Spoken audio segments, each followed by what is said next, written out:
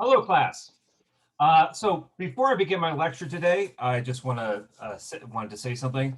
I was looking over your midterms. With an assignment like this, I like to first read over quickly everyone's submission just to make sure everyone's on the right track. So I've read through all of your midterms, and I am very impressed with your work. I think you're all doing a great job. Um, with a class like this so intense and such a tight time crunch with it, it's really hard to put in quality work. But I think you're all doing a really excellent job. So I just wanted to say that at the beginning. So today we're ending the period of communism in Poland um, with two uh, very distinctly very distinct authors, very different authors. Um, So this is way too large a font. Take it down there. There we go. So I wanted to talk first about the context that Mrozek and Nowakowski are writing in, that they're dealing with, the historical context. Mrozek is the works we read from him are more early on or well, earlier in the period than Nowakowski. Nowakowski is the stories we read from him are pretty much near the tail end of the communist era in Poland. So that's one thing that might color the differences between the two. Um, so as the period goes on, we get into the 1980s. Um, things things for communism in Central and Eastern Europe just get worse and worse. The situation is just degrading day by day. There is nothing in the shops. There's high inflation. There are shortages. There are lines, or as the Brits would say, queues, forever and ever. So it's hard to imagine for us, but uh, near the tail end of it, um, it gets really difficult to keep stores stocked. Um, and it's this weird situation because everyone's employed. There is full employment under communism. But the irony is that people have all this money, all this cash, but there's nothing to buy. The state is unable to keep shops supplied, and so people have tons of money in their homes on their person, but nowhere to spend it. And so what ends up happening is you get this situation where um, someone hears that a certain shop is going to get a shipment of something. So it could be it could be a grocery store, but you hear that maybe refrigerators are going to be stocked there and sold. And even if you have a refrigerator, you go ahead and get in line because later on, if you're able to get a refrigerator, you might be able to trade it for something else, right? So when there's something to buy, you buy it. And so you go stand in line, and within no time, a huge line, you know, is created. And this line could last for days. It could last for a week or more. And these unofficial, impromptu systems of keeping people organized, waiting for these goods to be delivered, um, kind of just pops up. Um, Someone will have a notebook, and you'll sign your name, to keep yourself in line. And so you can leave and go to the bathroom or something, and then come back, or get something to eat and come back, and the notebook will be there, and it'll say, your name is here, so you go into this part of the line behind this person in front of this person, right? Um, um, so it just becomes, you know, almost chaotic. It's a really terrible situation to live under. Um, so anyway, um, some a really important a couple really important events that happen that really start the downfall of communism in not just Poland but Eastern Europe. And what a lot of people don't know is that the beginning of the end for communism really starts in Poland. Um, This is again one of the blind spots of, I think, of a lot of American education is, you know, when you're talking about the Cold War, it's always Russia, Russia, Russia, Russia, Russia. No other countries really talked about, but really Poland is where it all begins to fall apart.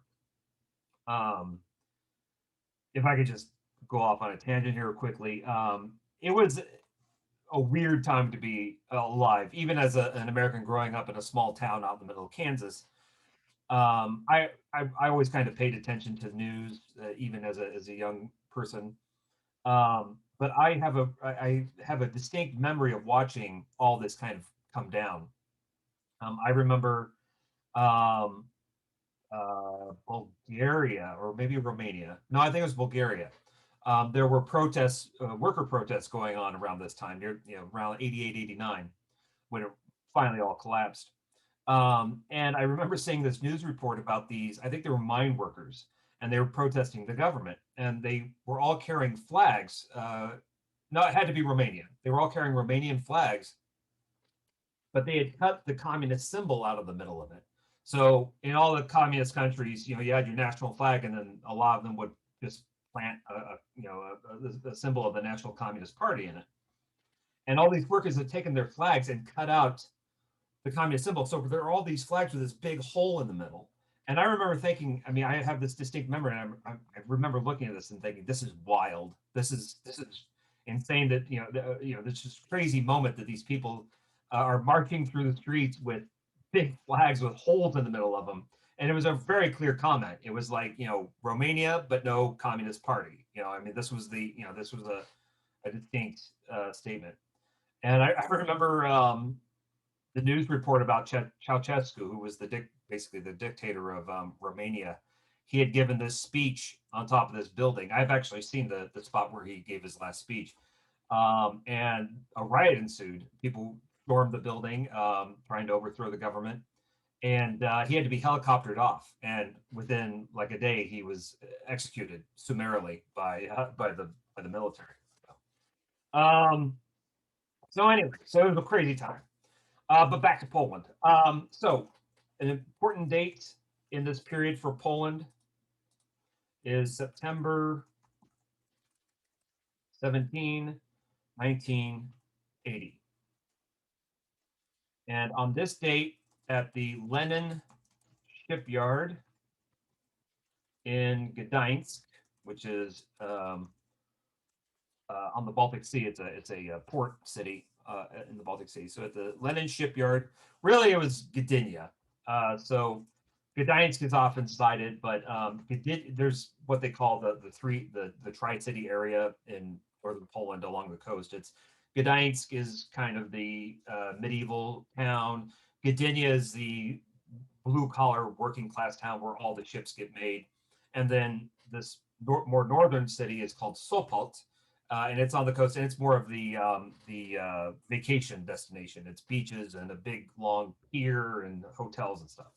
So really, it begins in Gdynia, where the Lenin shipyard is, which is renamed later. I don't know what they call it now, but it was renamed after 1990. So in the Lenin shipyard in Gdańsk, September 17th, 1980, led by a man named Lech Wałęsa, who Reagan kept calling Lech Walesa. Really terrible pronunciation. He never learned how to say his name properly. At the time, of course, no one had any idea. We were, but now as a Polonist, whenever I see these old speeches by Reagan and he's talking about Lech Walesa, I just want to like scratch my ears out. It really is grating. But anyway, so he was a welder, I believe, and he basically starts a revolution among the workers at the Lenin shipyard. He forms the first. Well, at first it was not legal, but he forms a union called Solidar.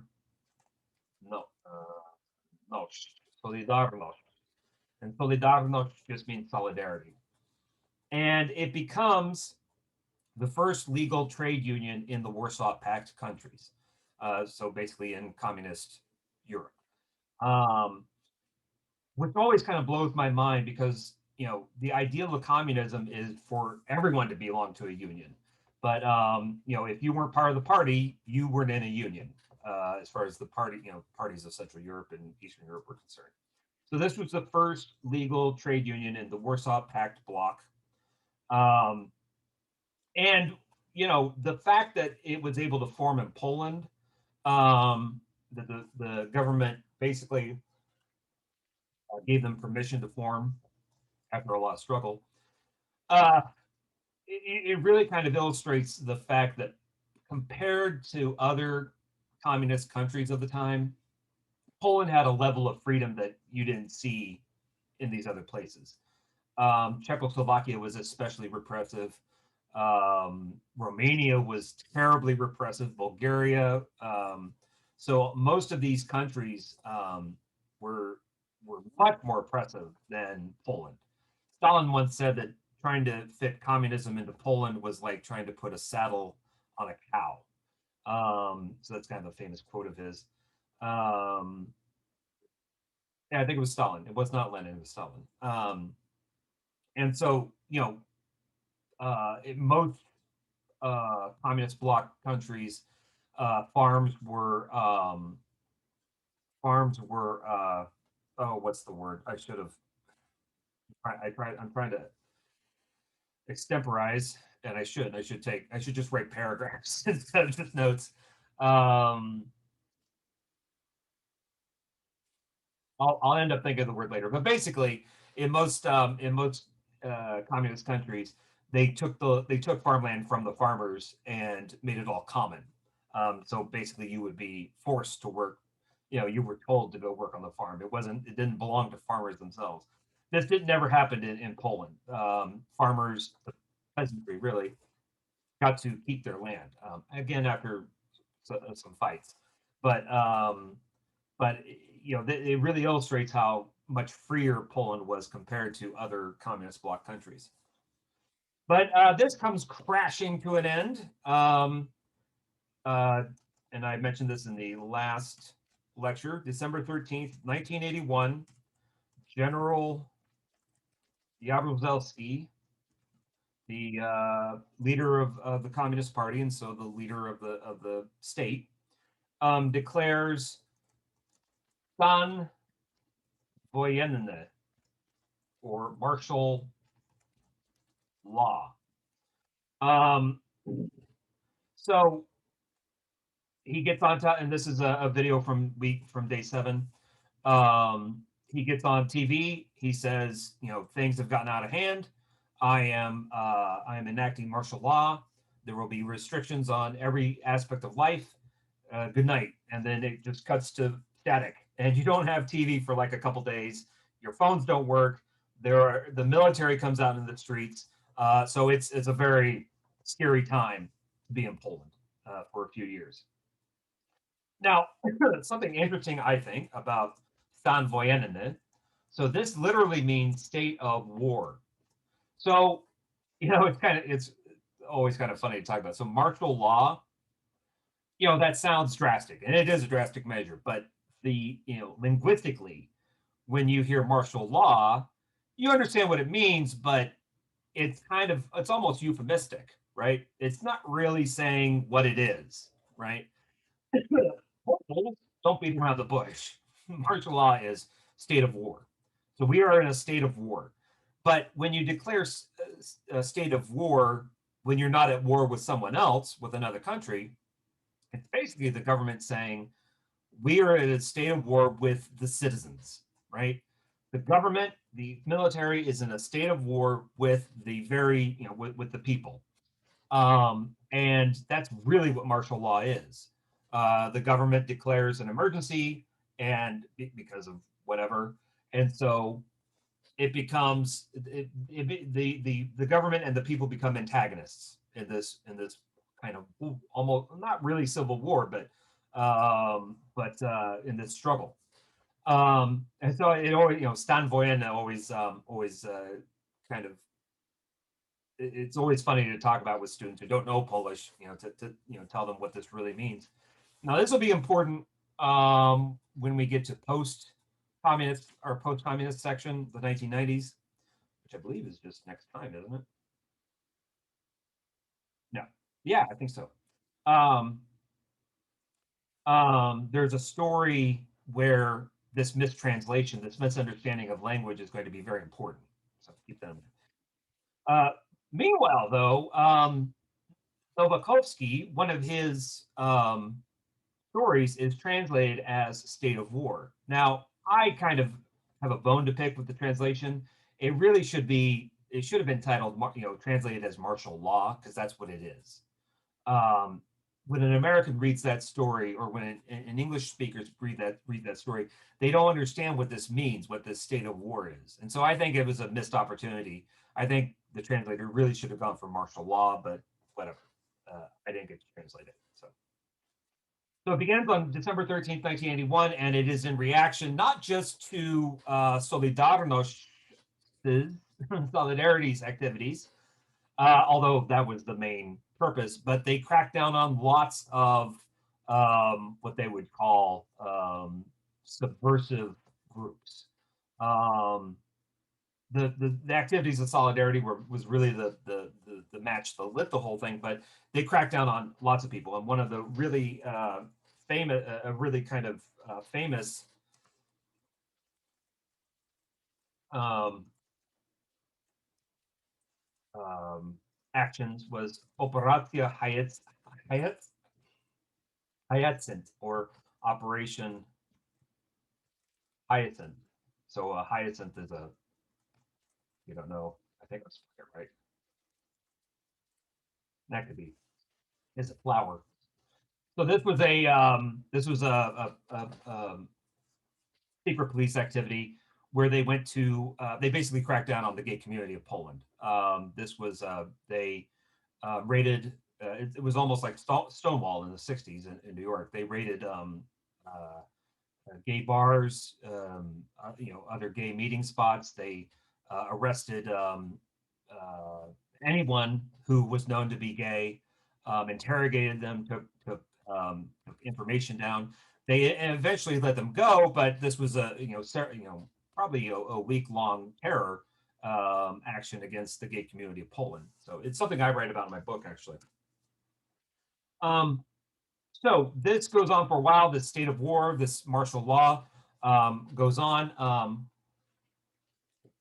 and they arrest a lot of people, but especially they go after the leaders of Solidarity. Lech Wałęsa is arrested along with other people. And in the West, there was talk like, well, that's the end of Lech Wałęsa. They did not expect him ever to be released from prison.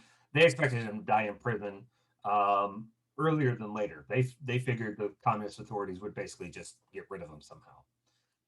However, to everyone's surprise, this didn't happen. And in let's see, July 22nd, 1983, martial law ends. So it lasts for 2 years, and the people that they had arrested from Solidarity are let go. And this is really surprising to people in the West. They thought that Wałęsa was just going to die in prison. Um, so so let's now talk about why martial law happened. So Solidarity had been agitating a lot. They had this union, and really it ends up becoming a union for everyone. It becomes very much an anti-communist, not just anti, but it becomes like the polar opposite of the Communist Party. So during the time you could join, if you wanted to do anything in life, if you wanted to get a phone, if you wanted a good job, if you wanted to get your electricity turned on, you had to be a member of the Communist Party. And a lot of people were, for very practical reasons. I mean, it was just the way you wanted to have an existence of any kind, you had to be a member of the party. But Solidarity starts, and people start paying dues, and they're able to be a counterweight against the Communist Party, and they take in everyone. It's not just a shipyard union. Teachers join, professionals of all kinds join. Everyone is allowed to join Solidarity, and it gets such a membership that this freaks the Communist Party out. It basically becomes another way in order to exist. So, if you're not a member of the Communist Party, but you need something done, well, if you're a member of the union can help you. And so the Communist Party doesn't like this, and that's why that's one of the reasons that leads to martial law. However, another, I think, important thing to keep in mind about why martial law starts. And some historians argue with this, other historians agree with it. They think that it was very much a possibility. Many people think that Jaruzelski sees what's happening in the country, and they see that Moscow is not happy with the developments, especially giving Solidarity such free reign. They see protests about price increases and all the fact that there's a lack of food to buy, a lack of anything to buy, and Jaruzelski feels a lot of people believe they felt a lot of pressure from Moscow that if he didn't crack down himself on these activities, that the Warsaw Pact countries were just going to invade and do it for him. Now, this was not without precedent. There was plenty of reason to fear this. In '55, it happens in Hungary. There's a small revolution that happens in Hungary against the Communist Party, and the Communist Party of Hungary is assisted by Warsaw Pact countries, Russia, Soviet Union, to put it down. They bring in tanks, they bring in soldiers, and they put down the protests and the revolt. In 1968, this happens again in Czechoslovakia. There's a huge student protest. There's just a huge movement against the Communist Party of Czechoslovakia, and again the Warsaw Pact is enacted, and basically foreign troops come in. Now, this is something that Poles don't like to remember, but in '68, Polish soldiers were part of this invasion. They were part of the military group who comes in to put down these student-led revolts. And so, jump forward to 1981, 1980, well, 1981 really, and you begin to see this kind of thing start to happen again. So the enactment of Warsaw Pact treaties to put down local unrest is not unprecedented. It's happened twice before, and it very well could have happened in Poland. And if the Soviet Union decided that they didn't like what they saw, and I mean, a lot of historians say they claim that there were tanks on the borders ready to roll in. So you can kind of have a little sympathy for General Jaruzelski, I think. It was tragic. Like 7, maybe 14, I can't remember the exact number, people died during this time in protests. But in the end, it keeps Moscow from invading Poland, which was a real possibility. So that's something to keep in mind. So years go by a little bit. There's still unrest. And finally, February 6th to April 5th of 1989, they hold the round table talks. There are some great photos of this, actually, documentary photographs of like overhead shots of a round table, and in the middle there are red and white roses representing the Polish flag. And this is the communist government decides, we're going to have talks with the protesters. Basically, they sit down with Solidarity, and other groups are invited to the table. And over a few months, they hash out basically a peace plan between the two sides. And an agreement is created between the government and Solidarity and other leaders, other activist groups. And the government agrees to limited free elections. Can't type. So what the communist agrees to is that 35 in the next elections, 35% of the Sejm, which is the Polish parliament, will be open. So 35% of the Sejm will be free freely elected. This is basically like the House of Commons in England. Um, um, to anyone. So, but 65% is guaranteed for communists. The communists are going to maintain control in the real, the truly powerful house of government in the same. But 100% of the Senate would be open and free elections. So the communists weren't going to be guaranteed any. And the Senate really works the way the House of Lords. So that it doesn't work anywhere near the way it does in this country. The same holds most of almost all of the governing power. The prime minister is really basically the way it works in Great Britain. And then their House of Lords would be like the Polish Senate. They basically rubber stamp anything that comes to them from the same. Um, um, and so what happens? So after the elections, June 1989, Solidarity wins 99% of the Senate and 100% of the open same seats. So they basically went as much as they could. They won almost the entirety of the Senate, and then of the 35% of the same that was allowed to them, they won 100% of those seats. And so after this, the communists see the writing on the walls.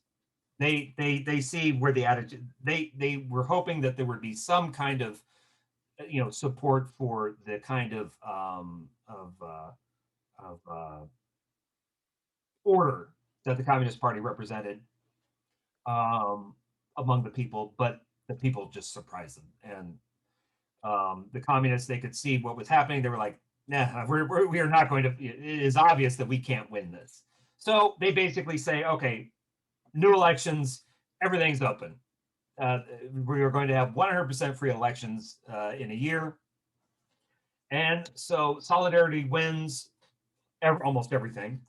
And Lech Wałęsa is elected president in 1990, and he serves until 1995.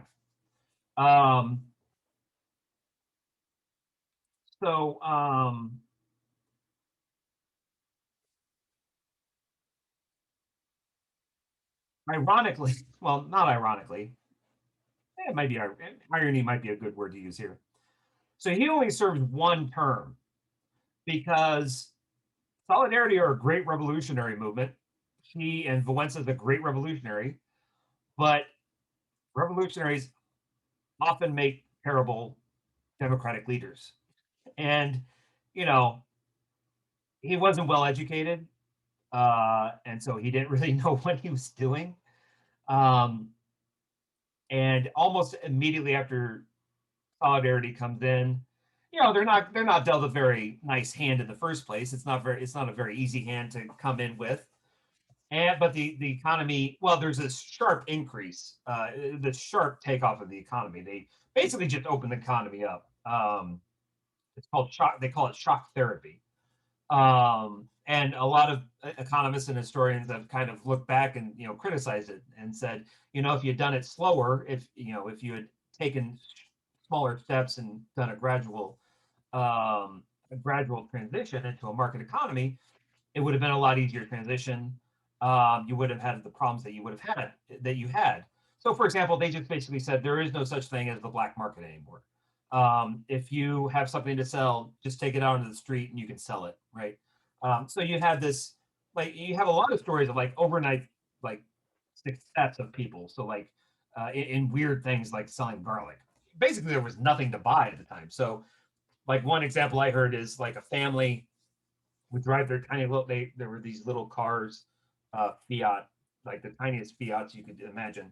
They would drive their Fiats over to Germany, pack it full of toilet paper, bring it back over to Poland, sell it, and make enough to buy a second car. And so they would drive both cars over, and they basically made a small fortune just on toilet paper.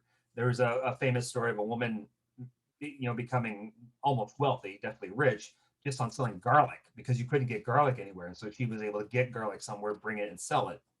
But this was all fleeting. This immediate economic success did not last long. Um, and there's this sharp increase in wealth and whatnot, and then almost just an immediate drop off. It doesn't last long. And you get so for example, when I was there in 98. I got there in 98. There was 25% unemployment in a free market economy. Now, we in this country freak out when the unemployment hits 4 or 5%. We think it's the coming apocalypse. Imagine walking down the streets of Poland, and every fourth person you come across is unemployed. That was the state of things in 1998, and they were actually better than in 1995 when Wałęsa was voted out. And this is the ironic part. The person that takes over for him is Alex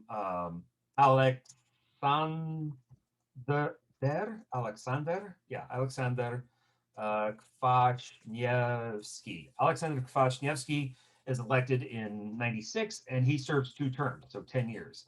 And he was actually a low-level party apparatchik. He was a member of the Communist Party during communism. He after the communists leave, he starts SLD, which is basically the socialist leftist Democrats. So basically, like kind of modeling themselves more on like a Scandinavian idea of social democracy. And they sweep the elections. So all these ex-communists suddenly come into power after only 5 years of the revolutionaries, and they actually turned the economy around. They're not given a lot of credit these days because of certain like infighting and stuff that happened in the party, but the kind of success story that Poland is today is really due mostly I think is mostly due to SLD. Um, uh, the party that's in power these days is called PIS, which means Prawo I Sprawiedliwość, which is just law and order. It's very right wing conservative um, party, but they're able to maintain mild popularity and power because they give a lot of money to. I mean, it's weird. Like in this country, when you think of like what you would think of like the equivalent of this party would be maybe Republicans, socially conservative. And that's what Pete's is. They're very socially conservative, but they are very liberal when it comes to economic policy. They give money away to people, to the citizens as much as they can, and this keeps the citizenry happy. And the economy is still running well. So you think, well, how does that happen? How can high taxes and um, but uh, uh, free money make people happy? Well, it does. So like for example, you get 500 zloty a month for every child you have under 18. I think it's under 18. 500 zloty isn't that much in the States, but in Poland, that is a real help. And that's from birth to 18, you get 500 zlotys a month per child. Now, of course, this has a lot of, you know, undertones of conservative, it's all about making the population bigger and making them Catholic. Really, they don't say that, but it's all about making more Catholic Poles. But it's hard to beat a party that just gives money to gives lots of money to the poor and allows the poor the bulk of the population to keep living. Because the party that was in power before them were very much they were liberal socially, but they were very much in the vein of conservative neoliberal economics. Um, you know, Low taxes, but no subsidies for anything. And it became a struggle for people to live. Peace comes in and they start giving out money willy nilly. It's hard to vote them out. So, but anyway, that's for another discussion. So anyway, So this is the context then that we find. God, I just ramble. I'm going to clear this. Start a new one. So this is the context in which we discuss Slawomir.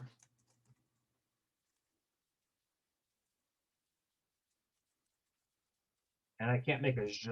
I keep forgetting I can't do that on this program for some reason. It's so weird.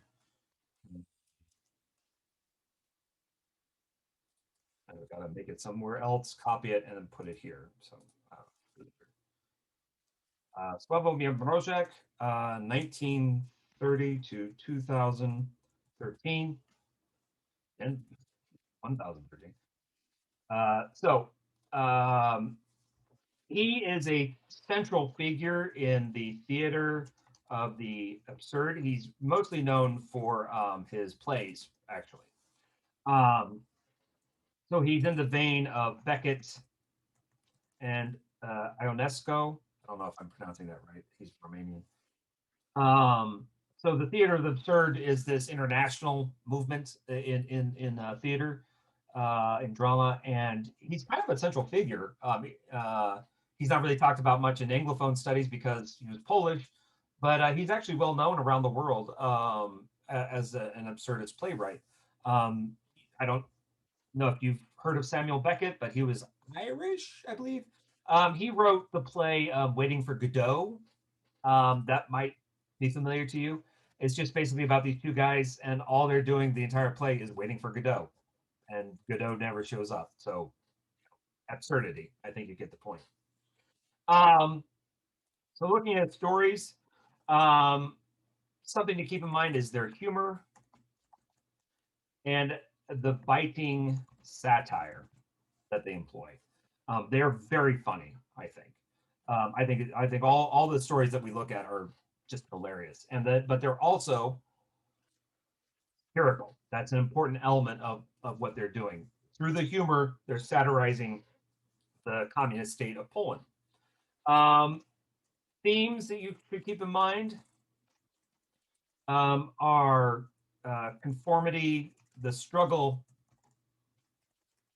against conformity, and is conformity a civic virtue? So, in this state that we find ourselves in, is conformity considered a civic virtue, and how do you struggle against that kind of conformity? Um, Another theme is the tyranny of bureaucracy. The tyranny of bureaucracy. So, bureaucracy often sounds like when you just hear the term, it sounds, it doesn't sound threatening at all. Like it's not this, it's almost this not benign, but um, vague, unimportant kind of idea.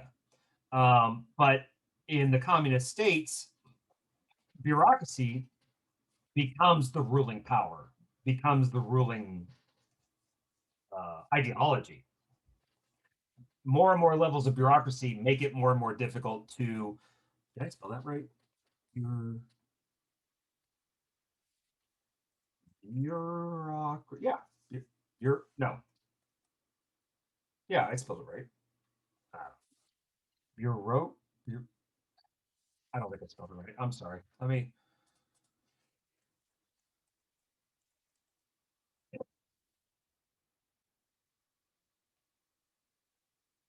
Yeah, I spelled it right. Weird. It just did not look right to me. Um, so when you create when the state creates more and more layers of bureaucracy as these states did, basically they do it just to give everyone jobs. You have to guarantee a job in a communist state. Um, but in order to do that, you have to create purposes for people, and these purposes become more and more absurd, right? One person's job is to do nothing but to put a stamp on a piece of paper, only so that you can take that piece of paper to another office, and that person puts another. If you don't have that stamp, you can't go to that office. You have to go to this office first. How did you get to this? Who did you talk to? Well, I don't know, right? So because Kafka. Just think Kafka when you think of this, right? That Kafka is the is the most brilliant critic of bureaucracy that is, the absurdities of bureaucracy that has ever written. So the tyranny of bureaucracy becomes an important theme in Mrozek. Um, Something else to give these, this isn't a theme, but a method, I guess, his method. He uses a lot of allegory. Uh, um, he uses the genre of allegory, I guess I should say, and fable. So, if you think of Aesop's fables, for example, he uses animals a lot. Animals are, what's that really uh, long word? Anthropomorphized, right? They stand in for humans in order to to teach a lesson, right? And that's the kind of, I guess, genre, not genre, it's the method he uses, right? He's making modern allegories about the state in which he finds himself. Um, so for example, the lion, right? The lion talks in his story. And the lion is the wise one in the story, right? Even though he's an animal. Um, so, uh, so keep those ideas in mind as you read. Um, so the more I don't know, I think I kind of have a good point here with this idea. Maybe I'm off track. I don't know, but whenever I read him every semester when I reread his stuff, it reminds me of the way comedy works in a lot of ways. So, for example, you have the straight man and the fool. So, for example, this is going to kill my age, but like Laurel and Hardy or Abbott and Costello or Jerry Lewis and Dean Martin, you can't tell a foolish story with only a fool, right? So for example, who's on first? Google it, who's on first, and watch the short video with the classic of partnered comedy. But Jerry Lewis and Dean Martin were another straight man and fool act, right? Jerry Lewis is the straight man. I'm sorry, Dean Martin is the straight man, and Jerry Lewis is the fool, right? Um, so in all of these instances, you can't tell a foolish story with only the fool, right? You have to have the straight man who stands in for the audience, right? The straight man understands the absurdity, the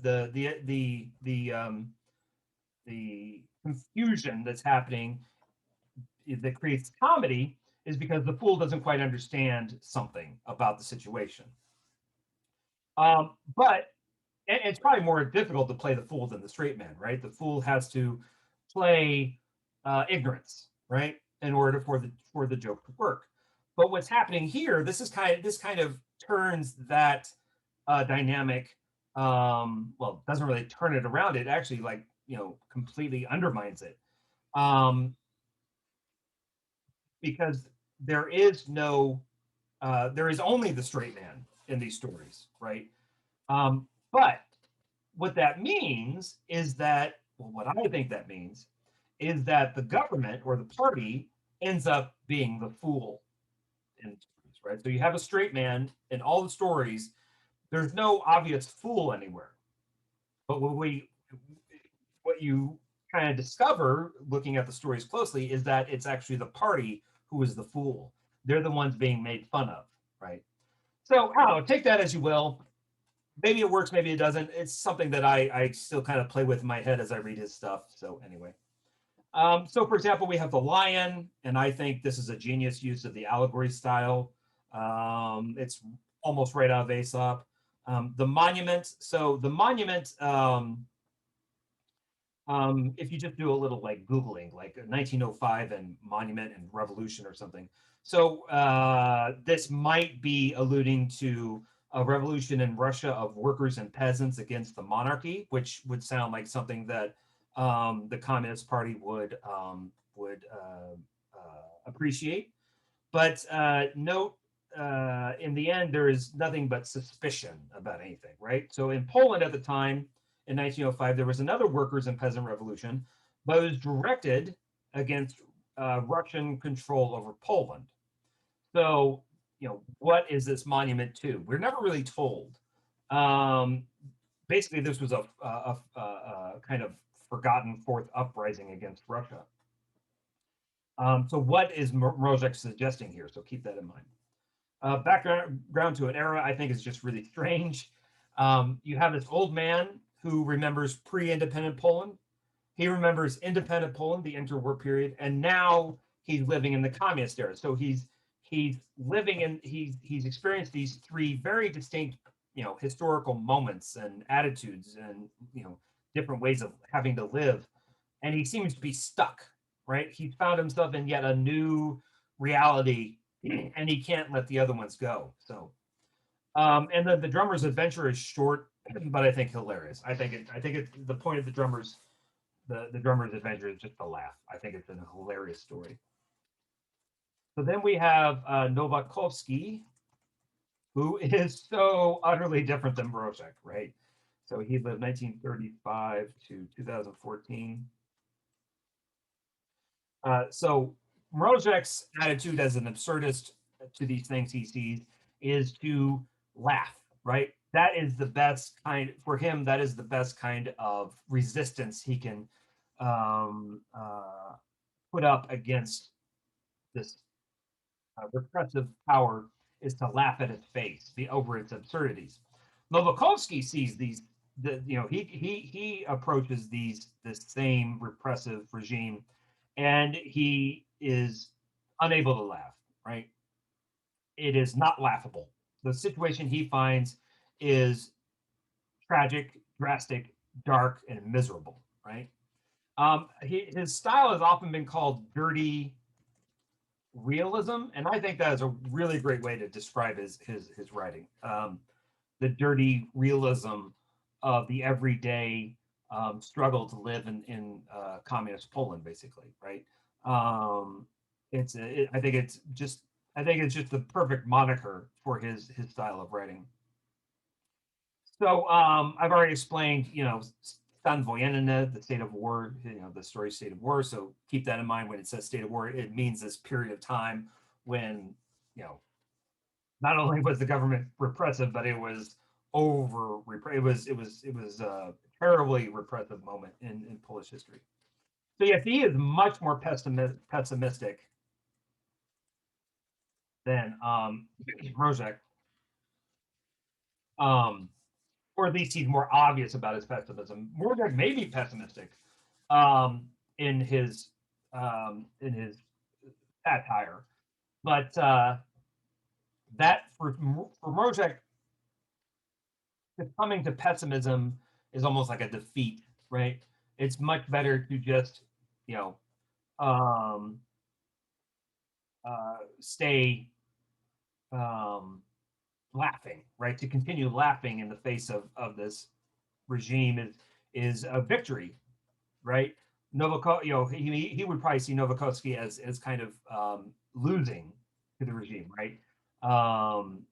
In his in succumbing to his pessimism. Um, so he's for me anyway. I think Mrozek is much more subversive and much more successful in the way he critiques Poland, the Polish Communist Party. Nowakowski is very blunt about what he sees happening, and his critique is just obvious, right? His anger is obvious, and really it's kind of taxing on the reader. I think it's like it's really um, uh, uh, a struggle to get through his stuff because it is just so constantly hard hitting about the point he's making. Um, so yeah, so that is all I wanted to say for this lecture. Again, you're doing really good work. Keep it up, and we are going to be done soon. So take care. Bye bye.